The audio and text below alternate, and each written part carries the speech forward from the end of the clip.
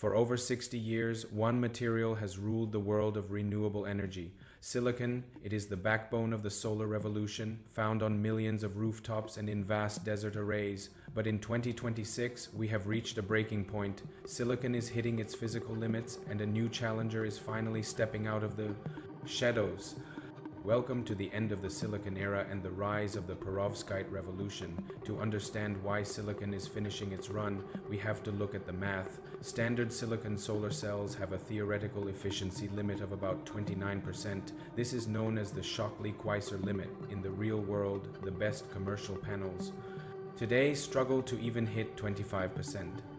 We are squeezing every last drop of energy out of the material, but the physics just won't give any more. Enter perovskite. This isn't just one material. It is a family of compounds that share a unique crystal structure. While silicon must be grown into massive, ultra-pure crystals at temperatures exceeding 1,400 degrees Celsius, perovskites are far more cooperative. They can be mixed into liquid inks and printed onto surfaces at temperatures lower than what you use to bake a pizza. But the real magic isn't just how they are made. It is how they work. Silicon is like a net that only catches medium-sized fish. It is great at absorbing red and infrared light, but it lets high-energy blue light pass right through or waste it as heat. Perovskites can be chemically tuned to catch the blue light that silicon misses. This has led to the greatest breakthrough in solar history, the Tandem Cell, by layering a thin film of perovskite on top of a standard silicon base. Engineers have created a supercell. The perovskite layer captures the high-energy blue photons, while the silicon layer underneath catches the red ones. In early 2026, these tandem cells have officially shattered records, reaching certified efficiencies of over 31% in commercial formats. Some lab samples have even pushed toward 35%. That might not sound like much, but a 5% jump in efficiency across the global solar fleet is enough to power entire countries without adding a single extra acre of land. So if perovskite is so good, why hasn't it replaced silicon yet? For years, there was a massive problem. Stability. Early perovskite cells were notoriously fragile. They were sensitive to oxygen and moisture. Some would literally dissolve or turn back into a puddle of ink if they got damp. In the lab, they were champions. In a rainstorm, they were useless. That changed with the 2D phase breakthrough. Scientists discovered that by grafting specific organic molecules onto the surface of the perovskite, they could create a 2D heterostructure. This acts like a molecular shield, locking the crystals in place and repelling moisture.